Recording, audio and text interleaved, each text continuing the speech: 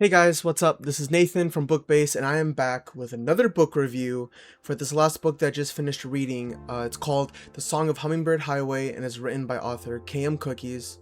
Now, if you are catching up to the channel and stuff, you may have noticed that we had an interview already with KM Cookies before, where I kind of talked to her about the importance of this book for her and like her writing process behind it. So this video will be more of an extension to that, where I kind of share my own personal thoughts going into the book and what I kind of got out of it. I came into this book with no expectations, and what I got out of it was a really interesting love story that not only talks about the tribulations and trying to find love in another person, but also trying to find love within yourself. The story follows Terri, a woman who at the beginning of the book breaks up with her boyfriend because she believes that he doesn't love her as much as she loves him, and it's pretty evident that he doesn't.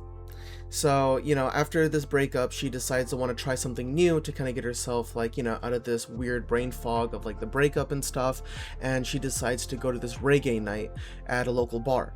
Nobody really wants to go with her, so she decides to go by herself, and in that process, she meets a man named Ronald, a handsome man that is from the country of Belize and is actually the lead of a band that is performing at this reggae night.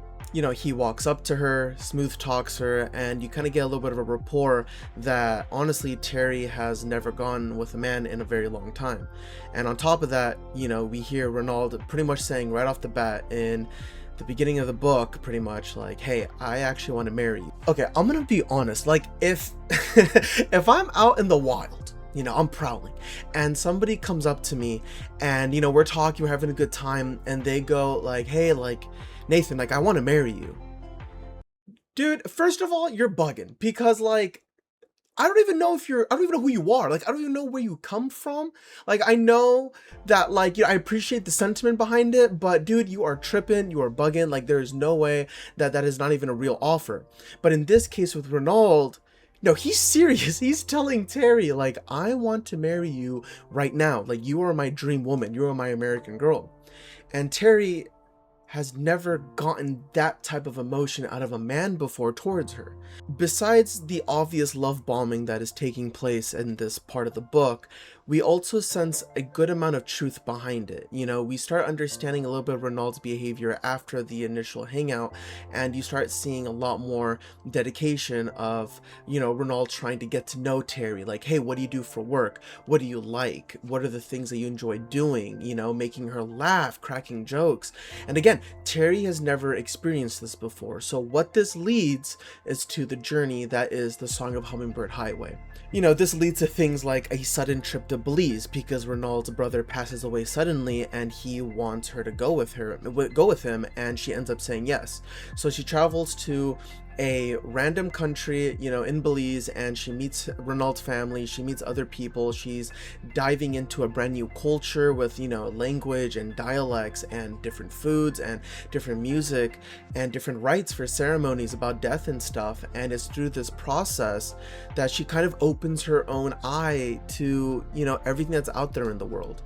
And I think this is a pretty realistic, experience for anybody that travels to any country, but taking the opportunity to go to a country like Belize where not a lot of people talk about it and stuff, you usually go into stuff like that with not a lot of things to expect, and you come out with just so much understanding that, wait a minute, people just live differently. And I remember in college and stuff, people go on study abroad trips, and I remember going to one of these panels because I was considering doing that, and I remember these professors saying that if you really want to learn about the world, travel. There's only one way to experience what other people are experiencing, and that's actually going to the place and checking things out and stuff. So I could totally see where Terri's coming from by going to a place where she's like, what the heck, I'm seeing all these things, this is so cool. On top of that, I'm with a hot man that's now take me out of places, and Ronald is just continuously just showering her with this love.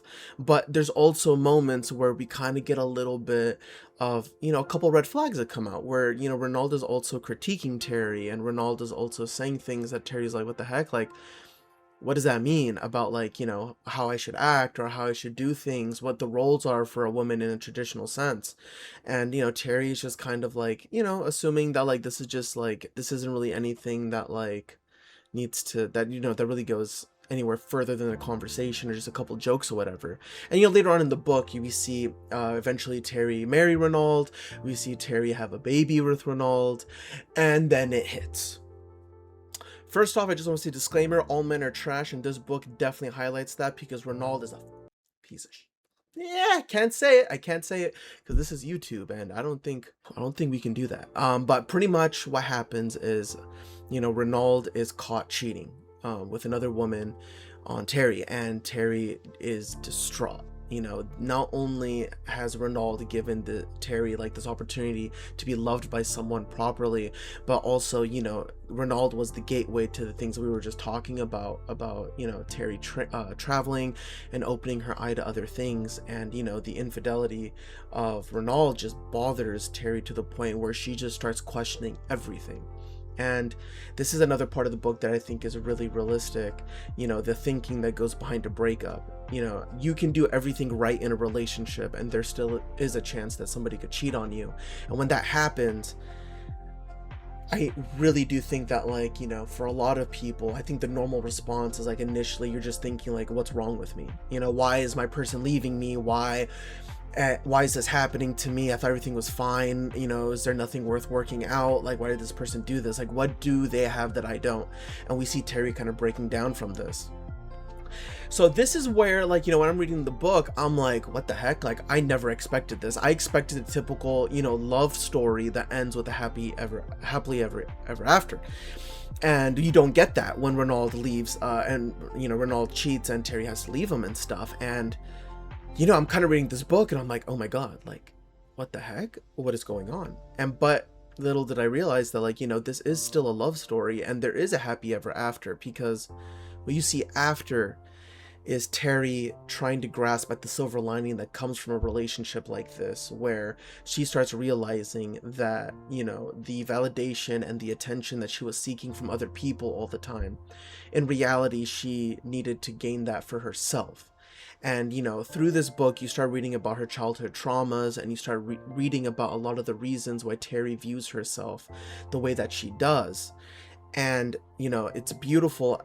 I think it's more beautiful than the love story, but, in the later part of the book, you see Terri kind of deconstructing her own opinion of herself, her own view of herself, and trying to create something special that she can share with herself and with other people, and what you see is a really great lesson about life, where, sometimes it's about the silver linings you get from traumatic and negative experiences in life, rather than hyperfixating on the fact that you went through that negative experience.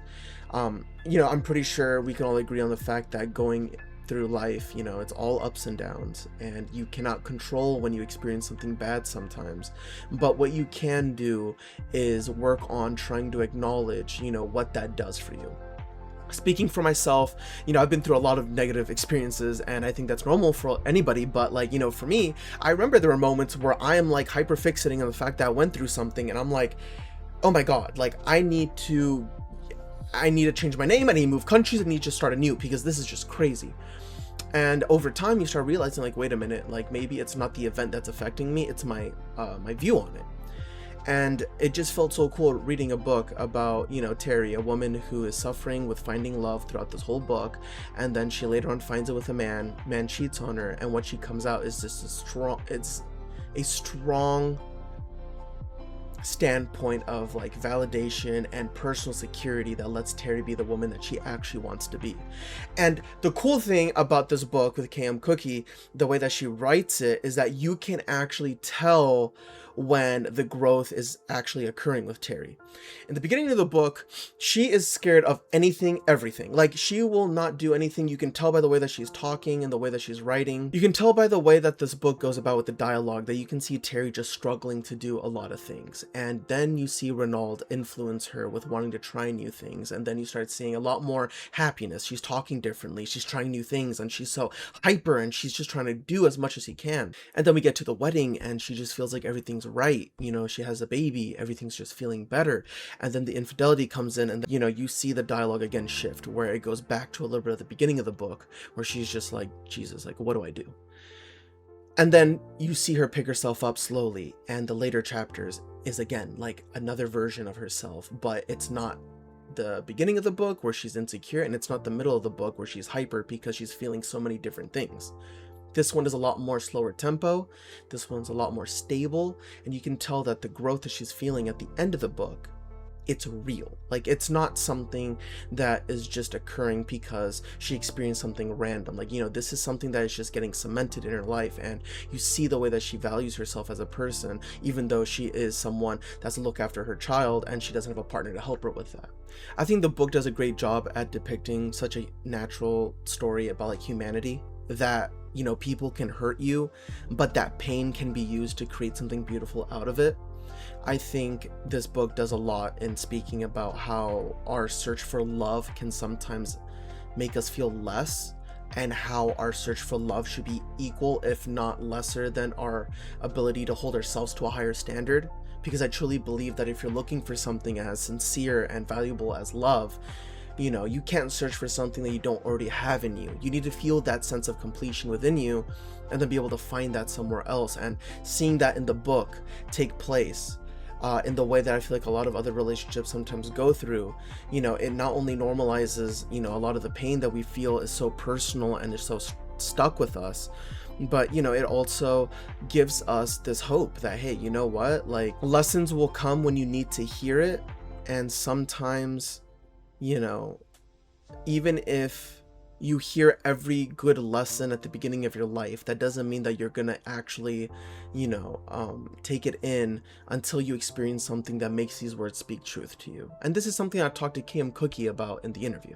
Pretty much, I just want to share that, you know, Song of Hummingbird Highway was actually a pretty good read. I really enjoyed reading about the story of Terri, a woman that tries to find herself through all the expeditions that she went through, with like going to Belize, you know, going through marriage, having a baby, dealing with all the consequences that like sometimes a relationship can give you if you pick someone that, you know, ends up hurting you.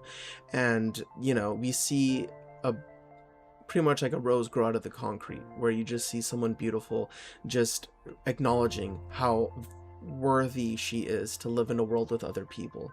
And I think that's a great tale to tell, and I think it's a great topic and theme for a debut novel. So KM Cookie, great job. This book is pretty good if you just want a casual read and you want to read more about this story. But I will catch you guys next time for the next book review. Thank you guys so much for listening. Oh, like the video, subscribe, comment if you like it. Don't comment anything negative. I am watching.